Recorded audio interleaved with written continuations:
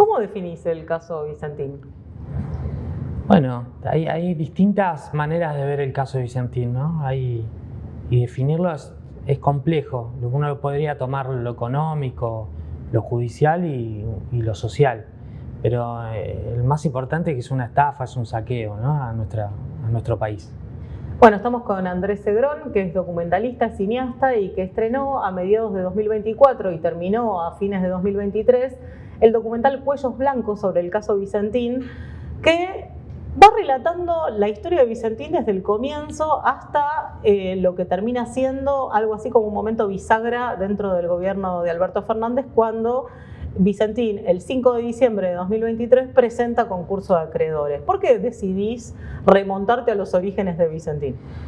Bueno, me parecía que era un caso reflejo de cómo el empresariado argentino toma así ventajas del Estado y muchas veces realiza actividades en contra del interés de la mayoría de los argentinos y argentinas. Y en esa historia de la empresa de más de 90 años, uno puede ver cómo se benefició con la toma de deuda, con la deuda estatizada en la dictadura militar, cívico-militar, también cómo se benefició de la obtención de puertos privados en la época del menemismo, y bueno, cómo fue durante el macrismo que tomó deudas millonarias y no las pagó en el Banco Nación, ¿no? Deuda en una banca pública y que puso en riesgo, ¿no? Y que llegó a tomar esos 300 millones de dólares, fueron más del 15% del capital que podía prestar el banco, una cuestión que está en contra del estatuto, ¿no? Y teniendo además una cuenta en garantía, es decir, que tenían una cuenta donde ingresaban los dólares que exportaban, por los granos que exportaban, y no se les cobró. Bueno, recordemos que Vicentín es una de las principales cerealeras del país, que además se presenta a sí mismo como una empresa familiar y argentina, pero no es tan así, que resulta ser una suerte de corporación. Seguro que quisieron, bueno, se asociaron a una multinacional como Glencore, Viterra, que ahora está fusionada con Bunge, nada más y nada menos, y bueno, empezaron a tener prácticas similares a las multinacionales. Crearon filiales en Uruguay, en Paraguay, en Panamá, en España, ¿no? Todas situaciones y actividades para fugar, evadir y finalmente saquear a la Argentina, ¿no? Bueno, es una empresa yo anoté algunos números, 90 años de historia, que se presenta en concurso de acreedores con una deuda de 1.500 millones de dólares y que además de poner en peligro hasta el día de hoy unos 1.000 trabajos, está dejando una cantidad enorme de damnificados entre pequeños productores que le proveen granos. ¿Cuál es esa transacción que hace Vicentín? Bueno, ellos compran y venden, ¿no? Pueden vender el grano o pueden vender harinas y aceite, y sus puertos están preparados para que directamente ese grano que ingresa pueda salir, ya digo, en granos o procesados en harinas y aceite. Renova, que es la gran planta, el gran puerto que tienen, es el puerto moledor de granos más grande del mundo. Sí, ese es en parte el interés que tienen Glencore o Bunge asociados con ACA para quedarse con ese bien, y la empresa intenta negociar este capital para, bueno, seguir siendo parte de la empresa y pagar a 10 años con un precio dólar. A esos productores le quieren pagar a $1 a febrero del 2020, que entraron en concurso de acreedores, que es a 60 pesos. Es decir, la estafa continúa. Si llegara a avanzar con esa propuesta inicial de la empresa, por suerte la Corte Suprema de Justicia de Santa Fe ya dijo que era ilegal y mudó el concurso a la ciudad de Rafaela. Dejó de estar en Reconquista, que es de ahí la empresa. Un juez que era empleado del Banco Nación, que llevaba la cuestión legal con su principal cliente, que era Vicentín, era el mismo que tenía que está revisando la propuesta de la empresa. Era una cuestión que había que modificar y por suerte la Corte Suprema de Justicia de Santa Fe lo está obligando. Vos usaste algunas palabras como estafa, fraude, a lo largo del documental aparecen otras como prácticas, conductas delictivas, defraudación. Sí. ¿Por qué le pusiste al documental Cuellos Blancos? En el documental lo contás, pero me gustaría que lo cuentes. Sí, bueno, fue un desafío. El título creo que fue de las últimas decisiones que tomé y tiene que ver con una reflexión sobre la sociedad, una cuestión más sociológica, de por qué parte de la sociedad salió a apoyar a la empresa sin tener demasiada información y cuando se le estaban acusando de delitos graves, ¿no?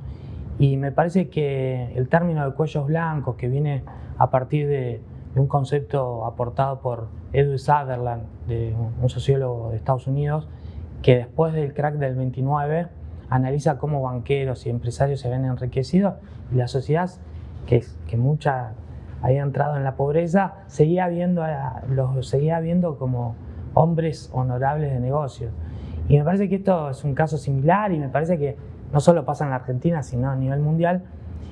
Y a partir de ese concepto empecé a entender lo que decía Jauretche, que no somos tontos, nos hacen tontos y bueno, era un aporte más para poder analizar cómo parte de la población argentina es víctima de lo que el poder económico, su reflejo en el poder judicial y lo que los medios de comunicación intentan implementar de una impunidad que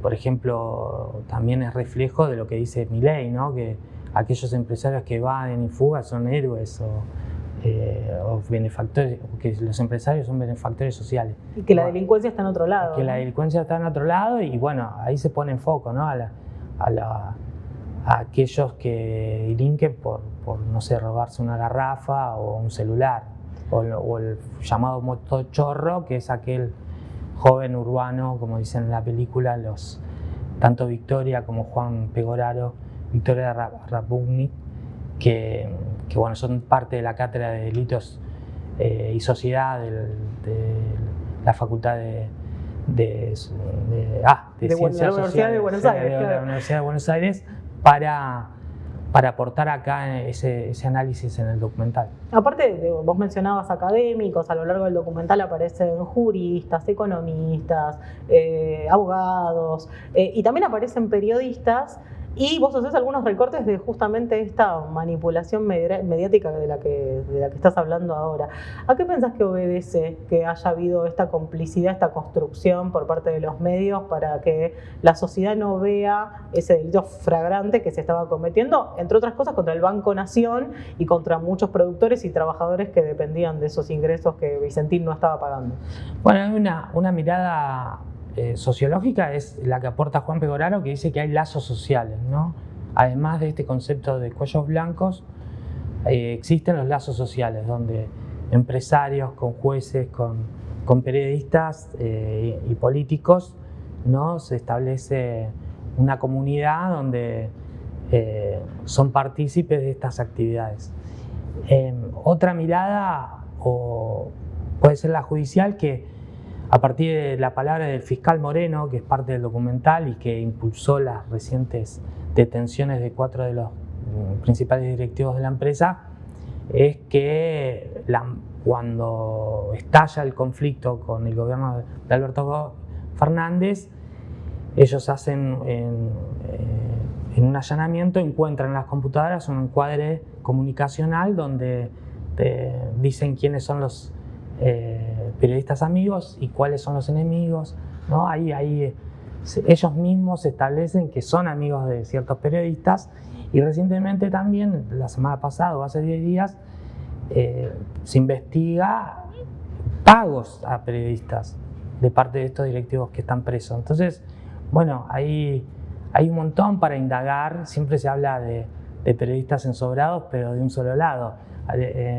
Hay que ver también cómo, en definitiva, cómo el empresario es el que siempre paga las coimas, como fue así en el caso de los cuadernos, ¿no? O de los bolsos de López. La plata salía de las empresas relacionadas a Macri y Caputo, y eso se oculta. Sí, nunca la ruta de la coima nunca se sigue. No se sabe de dónde sale, sí, se sabe. ¿Te costó un montón estrenar el documental en los espacios Inca, considerando además que es una película apoyada por el Inca? ¿A qué pensás que obedece? No, evidentemente es una censura y está vinculada a los temas que desarrollamos y al foco que ponemos en contra de los empresarios de nuestro país y de las multinacionales.